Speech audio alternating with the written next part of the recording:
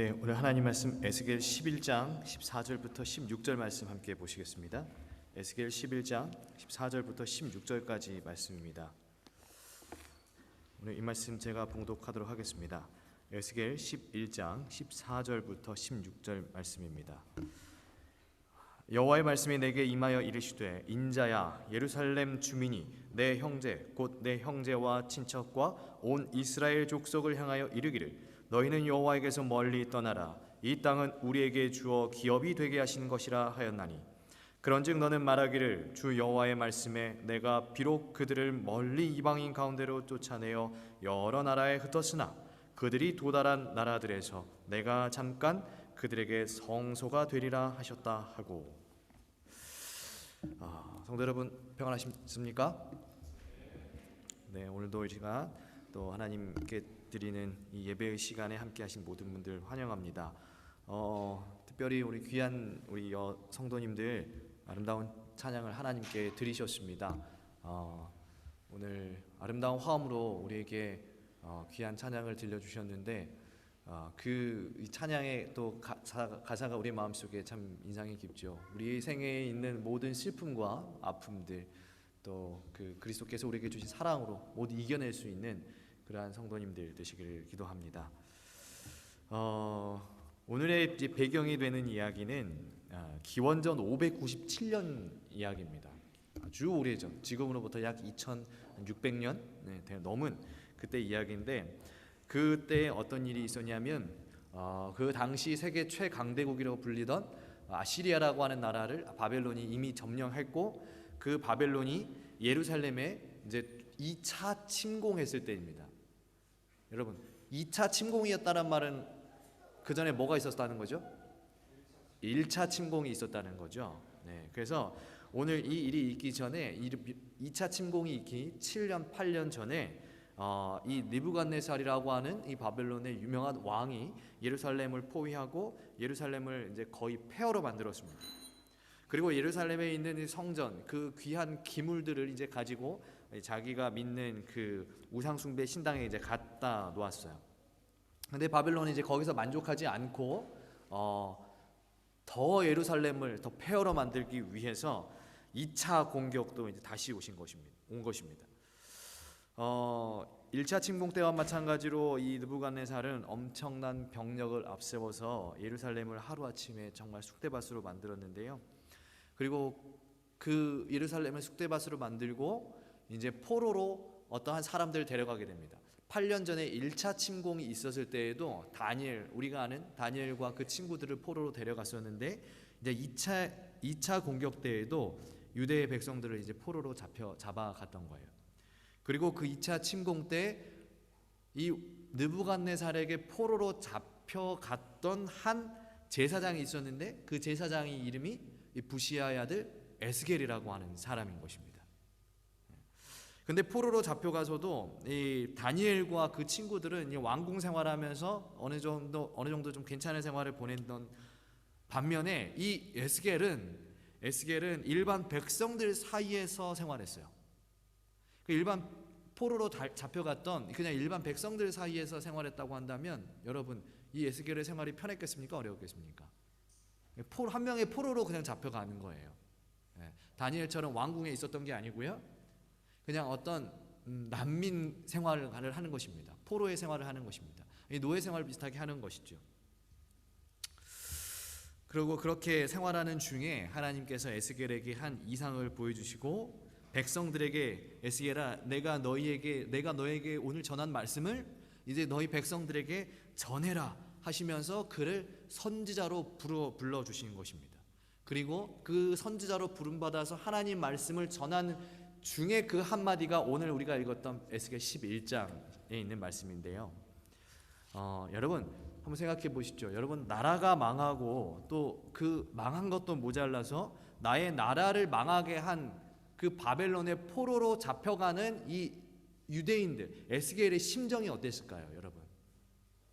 내 나라를 멸망당하게 한 그 나라에 내가 아무런 힘도 못 쓰고 포로로 억지로 묶여서 끌려가야 하는 이 에스겔의 심정이요.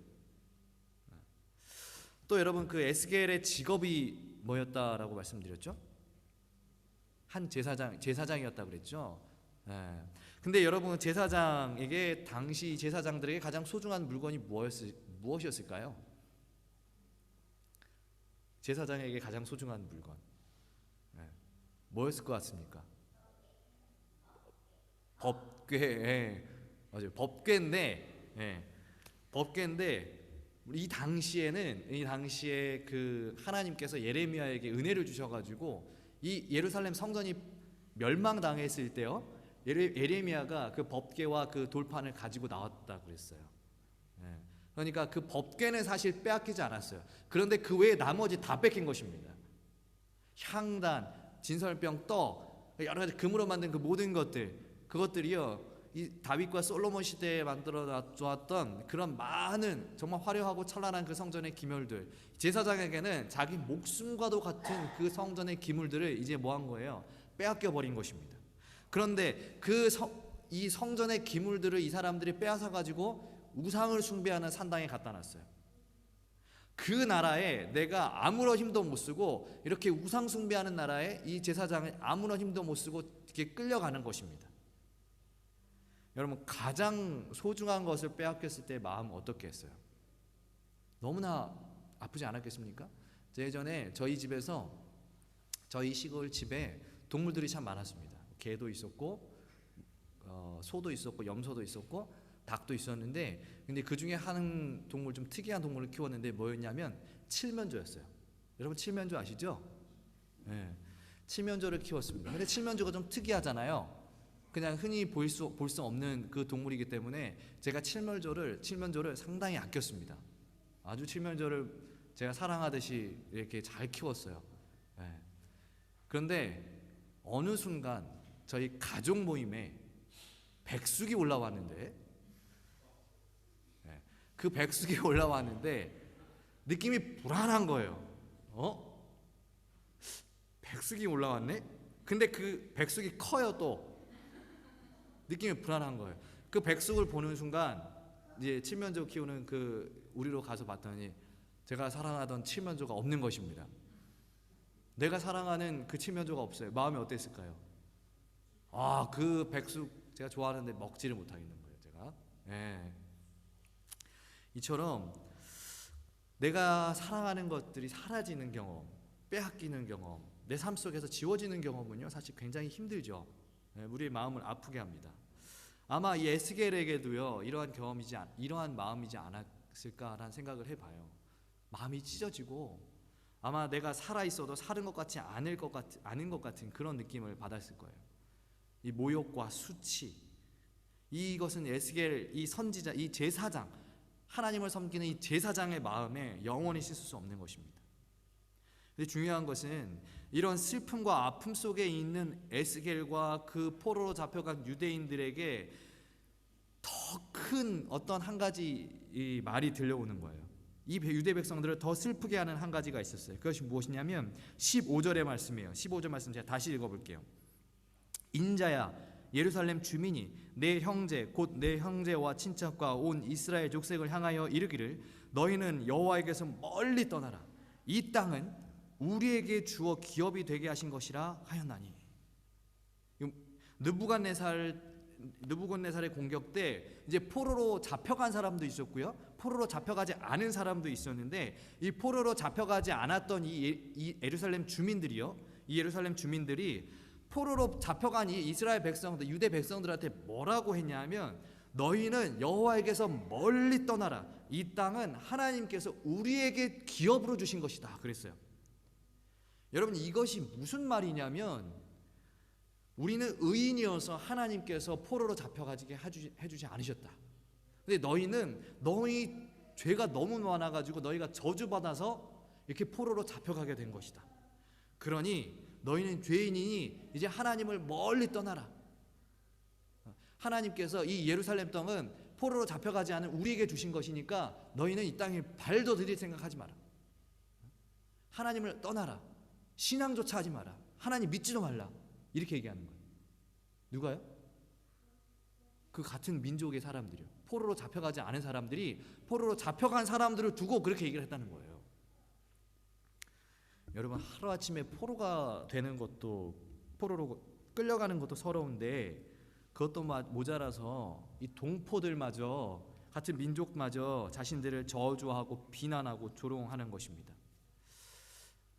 에스겔과 포로로 잡혀가는 유대인들 이 모습을 보면 정말 어디 하나 기댈 곳이 없는 것처럼 보여요. 잡혀온 타지에서는 포로라고 천대받고요. 또 고향에서도 저주받은 사람이라고 손가락질 당하고요. 정말 어디 하나 마음 들 곳도 없고 기댈 곳도 없고 외롭고 슬프고 여러분 머피의 법칙이라는 말씀을 아십니까? 일이 꼬이고 가지고 계속 꼬이는 것입니다. 에스겔의 상황이 지금 그런 거예요. 오늘 우리가 삶을 살아가다 보면 때때로 이러한 경험을 하게 될 때가 있어요. 이 에스겔과 유대 포로들처럼 외로울 때가 있고 이 세상 어디에도 기댈 곳이 하나 없을 때가 있어요.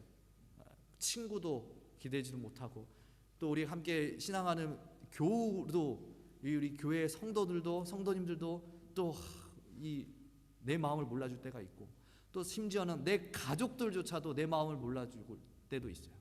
근데 우리가 너무 외로움을 많이 느끼고 힘듦을 많이 느낄 때가 있는 것입니다. 우리가 마치 너무나 잘 아는 그 욥의 이야기 있지 않습니까? 욥의 이야기. 그 환난과 어려움 가운데 있는 이 욥을 향해서 친구들도 가족들도 그 누구도 욥에게 도움이 되지 못했잖아요. 우리가 그러한 마음에 있을 때가 있는 것입니다. 그런데 그때 과연 하나님께서는 우리에게 어떻게 위로해 주실까요?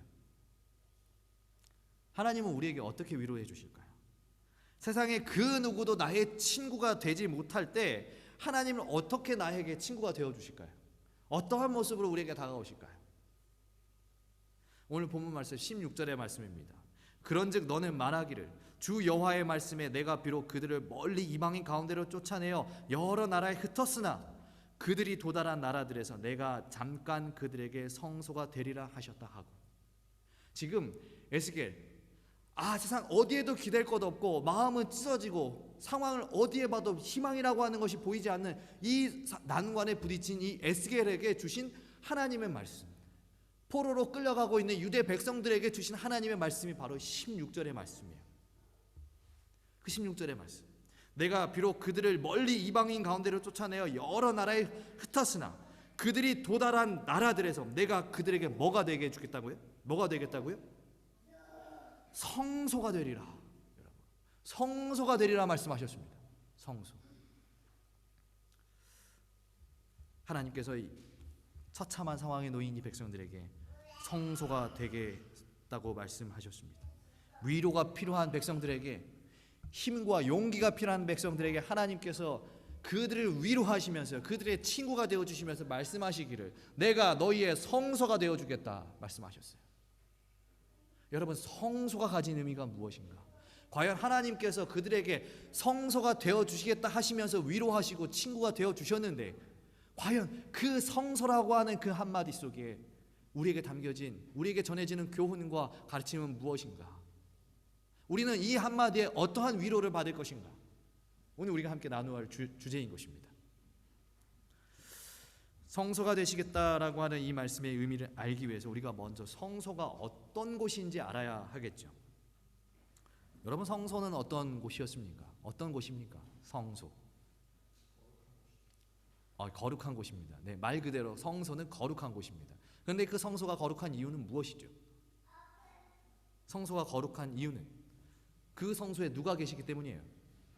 하나님이 계시기 때문에 성소가 거룩한 것입니다. 그렇다면 지금 하나님께서 내가 너희의 성소가 되어 주시겠다라고 하시는 말씀은 하나님께서 내가 너희와 뭐 하시겠다는 거예요? 함께 하시겠다는 거예요. 성소는 하나님이 계시는 곳입니다. 그럼 내가 너에게 성소가 되겠다 하신 것은 내가 너희와 함께 하겠다라고 하는 이 하나님의 약속인 것입니다. 하나님께서는 내가 너희를 홀로 두지 아니하시겠다라고 하는 귀한 위로의 말씀인 것이죠. 앞서 말씀드린 것처럼 예루살렘은 멸망의 일보 직전이었습니다. 그렇다면 여러분, 성전은 안전했겠습니까? 예루살렘 도시가 다 폐허가 돼가는데 성전은 안전했겠어요? 성전도 다 무너지는 것입니다. 세찬 바람 앞에 켜진 등불처럼 정말 풍전등화, 무너지기 일보 직전인 것입니다. 그래서 하나님은 성전이 완전히 파괴되기 전 스스로, 그 성전이 완전히 무너지기 전에 스스로 그 성전의 그 영광의 자리를 떠나시는데요. 그 모습이 그 모습이 담긴 성경의 기록이 오늘 본문 말씀 전장 10장의 말씀이에요. 여러분 10장 4절 말씀 한번 펴서 보시겠습니다. 10장 4절, 에스겔 10장 4절에 이렇게 기록했습니다. 여호와의 영광이라고 하는 것은 그리스도 하나님께서 성전에 머무시던 그 쉐키나, 그 임재의 빛, 그것을 의미합니다. 그 여호와의 영광이 그룹에서 올라와 성전 문지방에 이르니 구름이 성전에 가득하며 여호와의 영화로운 광채가 뜰에 가득하였고. 에스겔 10장 4절의 말씀이에요. 지금 말씀 보시면 방금 말씀드린 것처럼 여호와의 영광이라고 하는 것, 이 여호와의 영광은 여호와의 임재를 나타내는 쉐키나, 그 쉐키나라고 하는 빛인데, 그 쉐키나의 빛은 원래 성전에 어디 있어야 하는지 아시나요 혹시? 쉐키나의 빛은 성전 어디에 있습니까? 원래 지성소, 법궤 위에 있죠. 성전 가장 중심에 있습니다. 그런데 지금 그 여호와의 영광 쉐키나의 빛이 어디로 옮겨졌어요? 성전 문지방. 그러니까 여러분 성전 문지방이 어디냐면 이제 성막이라고 들어가는 그 문, 성소로 들어가는 입구로 그 여호와의 임재의 빛이 옮겨진 것입니다. 그죠? 원래는 지성소에 있던 것이 이제 밖으로 나오기 시작하는 것입니다. 그리고 19절입니다. 19절 말씀. 10장 19절. 그룹들이 날개를 들고 내 눈앞에 땅에서 올라가는데 그들이 나갈 때 바퀴도 그 곁에서 함께 하더라. 그들이 여호와의 전으로 들어가는 동문에 머물고 이스라엘 하나님의 영광이 그 위에 덮였더라. 자, 지금 하나님의 영광이 어디에 덮였다고요? 동문. 동문은 무엇이냐면 그 성소의 그 테두리 있죠. 테두리. 그 테두리, 그 이제 그 성소의 테두리의 마지막 문인 것입니다. 그러니까 4절은 그 여호와의 임재의 빛이 건물로 들어가는 문에 이제 그 문으로 옮겨졌다면, 이제 이 19절의 말씀에는 건물이 아니라 담벼락, 쉽게 말하면 그 담벼락으로 들어가는 문으로 이제 옮겨진 것입니다. 지금 이 말씀, 우리가 이게 상황을 계속 보시면 하나님의 임재를 상징하는 영광의 빛이 조금씩 원래 계셨던 법궤, 그 지성소에서 자리를 옮기시고 하나님께 그 성소에서 떠나는 모습을 우리는 볼 수가 있는 것입니다.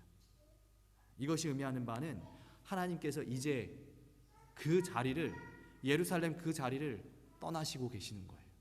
예루살렘을 떠나고 계시는 거예요. 그렇습니다. 오늘 본문 16절의 말씀처럼 하나님께서는 온갖 우상을 숭배하고 하나님을 떠난 이 이스라엘이라는 나라를, 바벨론이라고 하는 이방 나라를 통해서 그들을 멸망당하게 하셨어요. 그리고 그 백성들을 흩으셨고 예루살렘 성전에서 스스로 떠나신 것입니다. 스스로 떠나셨어요. 그런데 여기서 중요한 것은, 그렇다면 하나님은 예루살렘 성전을 떠나셔서 어디로 가셨느냐라고 하는 거예요. 항상 다정하시던 그 예루살렘 성소, 그 가장 거룩한 곳에서 떠나셔서 과연 하나님은 이제 그 성전을 떠나서 어디로 가셨느냐? 이 백성들, 말 지지를 안 듣는 이 백성들 꼴 보기 싫어가지고 하늘로 다시 가버리셨을까요? 아니면은 아무리 볼품없는, 별 볼 일 없는 이 이스라엘 민족 이제 버리고 다른 더 훌륭한 민족 찾아서 가셨을까요? 아니에요. 하나님은요, 포로로 끌려가는 당신의 백성들과 함께 바벨론으로 가시는 것입니다. 그들을 지키시고 보호하시기 위해서. 이제 세상 어디에도 기댈 곳이 없는 너무나 외로운 내 백성들, 그 백성들을 지키시고 보호하시기 위해서, 그들에게 힘이 되고 용기가 되고 위로가 되시기 위해서 하나님께서 포로들과 함께 이방 나라로 가시는 것입니다. 바벨론으로 가시는 거예요. 그리고 말씀하십니다. 사랑하는 내 백성들아, 너희 혼자 아니야.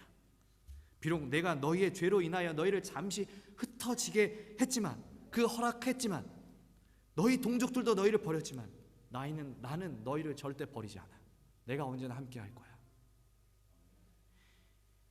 이 약속의 이 말씀이 내가 너의 성소가 되겠다, 성소가 되겠다라고 하는 이 한마디에 담겨져 있는 것입니다. 내가 예루살렘을 떠나 바벨론으로 너희와 함께 하겠다, 내가 너희의 하나님이 되어 주겠다 하신 말씀이 이 성소라고 하는 이 글자 안에 포함된 의미인 것입니다. 내가 너희의 성소가 되어 주겠다라고 하는 그 한마디에, 그 구절에 포함되어 있는 의미인 거예요. 여러분, 하나님은 언제나 사랑하는 당신의 백성들과 함께 하셨어요. 여러분, 아담과 하와가 범죄할 때요, 하나님께서 그 아담과 하와를 에덴 동산에서 분리시키셨습니다. 그래서 이 아담과 하와가 에덴 동산 그 중앙에 선악과와 생명나무가 있는 곳을 갈 수가 없었어요. 멀리서 바라만 보고 갈 수가 없었어요. 그런데 이 에덴 동산 안으로 들어올 수 없는 아담과 하와를 위해서 하나님께서 그 당신의 자리를 에덴 동산 중앙에서 에덴 동산의 입구가 있는 동쪽 문으로 옮기셨습니다. 그분이 바로 우리는 하나님이에요. 당신 사랑하는 백성들과 함께하기 위해서 그의 자리를 옮기셨는 분이 하나님이에요. 또한 요셉이 형들에 의해서 애굽에 팔릴 때요, 그 요셉을 지키기 위해서 우상이 가득한 그 애굽으로 함께 가셨던 분이 우리 하나님이에요.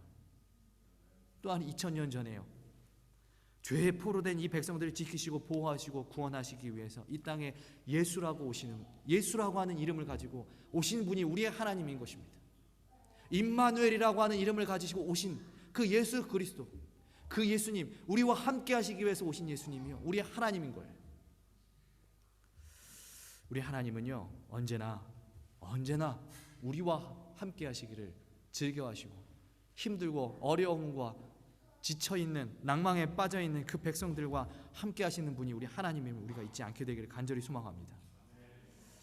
오늘 혹 지금 내 안에 고민과 어떤 슬픔과 아픔, 그러한 것이 있다 할지라도 그 모든 것을 아시고 우리의 모든 외로움을 달래주시기 위하여 오시는 그 하나님을 인하여 여러분 기뻐하시기를 간절히 소망합니다.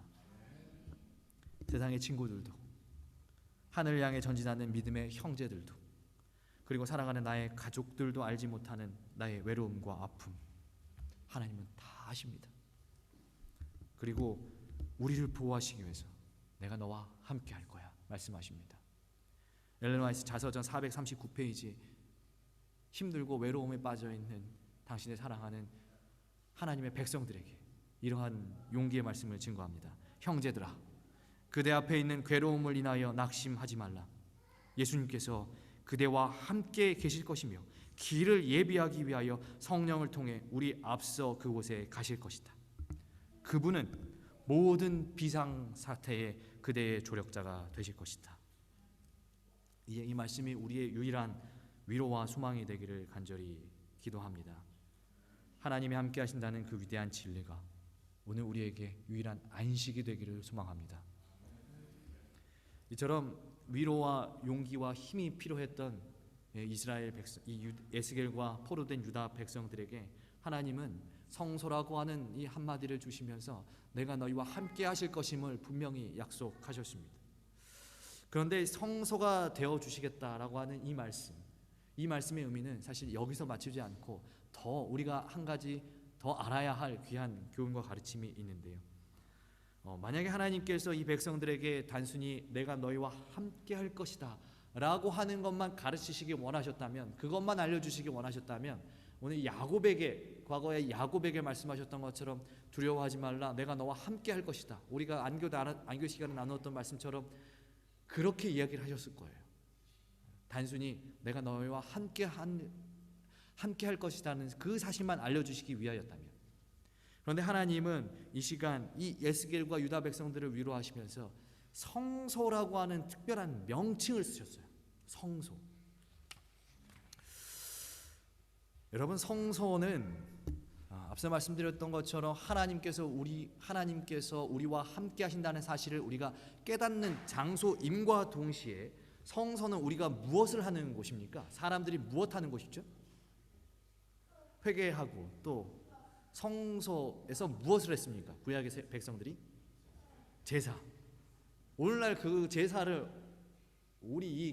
오늘날 이 신약의 시대, 기독교 시대에는 뭐라고 부르면 좋겠습니까? 예배입니다. 성소는 예배를 드리는 곳이었어요.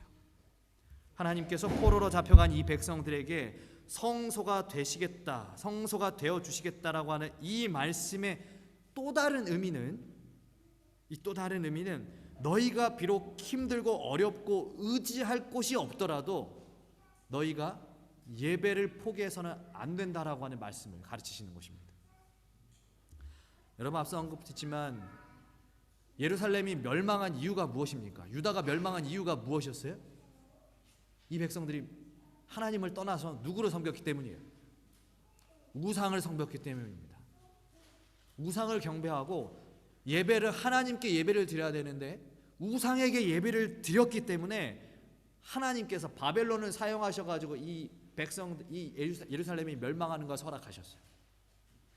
그러하기에 하나님은 이 멸망의 일이 다시, 이 백성들의 멸망하는 일이 다시 일어나지 않도록 하시기 위해서 포로로 잡혀간 그 땅에서도 우상에게 절할 것이 아니라 하나님 그 아버지에게 예배해야 한다라고 하는 사실을 가르치셨던 거예요.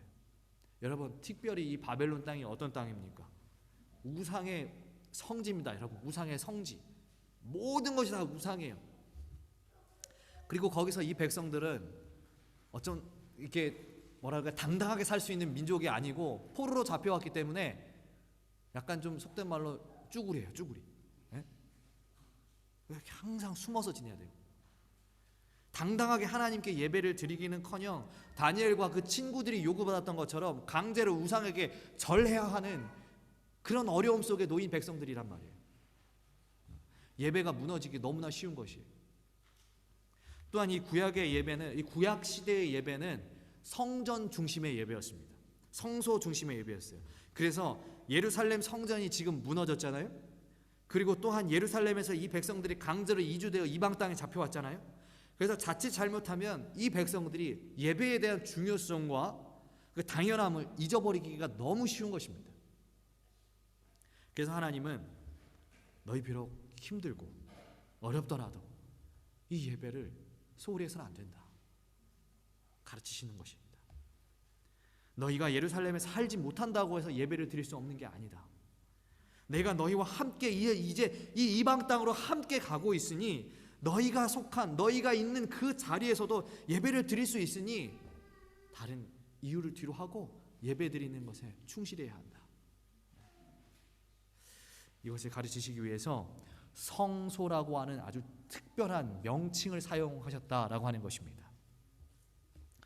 성도 여러분, 비록 상황과 환경이 어렵더라도 우리는 이 예배를 소홀히 여겨서는 안 되는 것입니다. 우리가 이 하나님의 말씀, 이 기별을 잘 기억하셨으면 좋겠습니다. 우리가 이 예배를 소홀히 여겨서는 안 된다라고 하는 이 말씀을, 이 기별을 왜 우리가 잘 기억해야 하냐면 우리도 이와 동일한 시험을 받을 것이기 때문에 그래요. 여러분, 마지막 때 예루살렘을 멸망시켰던 이 바벨론처럼 이 영적 바벨론 된 이 사단이 우리 교회를 무너뜨리고 살아있는 하나님의 성도들을 괴롭힐 거예요. 이 마지막 때 주어진 예언입니다. 그리고 그때 그들은 마치 포로처럼 우리를 다룰 거예요. 우리의 수족을 묶어서 우리의 자유를, 신앙의 자유를 빼앗아가는 것입니다. 그런데 그때 그 영적 바벨론 된 이 악한 이 영들이, 이 사단의 친구들이 오늘 우리의 신앙의 자유를 빼앗기 위해서 가장 먼저 공격하는 것이 무엇이냐? 바로 이 예배입니다. 예배예요. 하나님께 드리는 예배의 자유와 권한을 마지막 때 사단은 분명 빼앗으려고 할 것입니다. 그래서 하나님은 이 마지막 때 이 백성들이 그 시험을 통과하고 그 이기기 위한 한 가지의 길을 미리 우리에게 주셨어요. 그 어려움, 그 예배가 무너지는 그 상황 속에서도 이 성도들이 그 환난의 어려움들을 잘 이겨내기 위해서 한 가지 길을 우리에게 미리 알려주셨는데 그 길이 무엇이냐면 요한계시록 14장 6절부터 12절에 나오는 우리가 너무나 잘 아는 세 천사의 기별이라고 하는 기별이에요. 그 세 천사의 기별이 요약하면 무엇입니까, 여러분? 타락한 바벨론에게 절하지 말고, 그들의 습관, 그들의 버릇 따르지 말고 뭐 하는 거예요? 오직 하늘과 땅과 바다와 물들의 근원을 만드신 이를 경배하라, 예배하라. 그것이 이 마지막 때에 이 어려움들, 마지막 환난을 이기며 하늘에 올라갈 그 백성들에게 주어진 제시된 길이라고 하는 것입니다. 하나님을 예배하는 것. 우리의 자유가 빼앗기는 그 환난의 시간에도 사단은 우리의 예배를 압박하겠으나 그럼에도 불구하고 하나님께 경배하는 일에 충실하는 것, 충성하는 것, 그것이 마지막 때 하나님의 백성에게 주어진 길이라고 하는 것입니다. 마치 유대에서 포로로 잡혀가 바벨론 그 이방 땅에서 자유롭게 예배드리지 못하는 그들에게 내가 너희에게 성소가 되어주겠다 하시며 예배를 가르치셨던 그 하나님께서 마지막 큰 환난을 예비하고 있는 오늘 우리에게 주신 귀한 생명의 길 되는 기별이다라고 하는 것입니다. 그리고 그렇게 어려움 속에서도 하나님께 드리는 예배와 경배를 소중하게 여기는 사람, 그 사람에게 하나님은 하늘의 평안과 위로를 주실 것입니다. 아무리 힘들어도 내가 있는 그곳에서, 그곳이 혹 예루살렘이 아니다 할지라도 하나님과 약속된 시간에 하나님을 찾으며 예배할 수 있는 사람, 그 사람에게 하나님의 위로와 평강이 주어진다는 것입니다. 성도 여러분, 지금 잠시 우리에게 어려움이 있을 수 있습니다. 그러나 지금 내가 어렵다고 해서 하나님을 만나는 이 시간을 우리가 가볍게 여긴다면, 여러분, 미래에 예언된 그 어려움, 우리의 앞날에 예언된 그 어려움을 우리가 통과할 수 있을까요? 여러분, 세상의 모든 일이 그렇죠. 어느 날 한순간에 이루어지는 일은 하나도 없습니다. 심지어 우리가 운동을 할 때에도 하루아침에 실력이 늘거나 하루아침에 우리의 근육이 붙지가 않아요. 마지막 때에도 마찬가지입니다. 마지막 때에 예언된 이 핍박이 실제로 우리의 현실에 닥쳤을 때 많은 사람들은 생각합니다.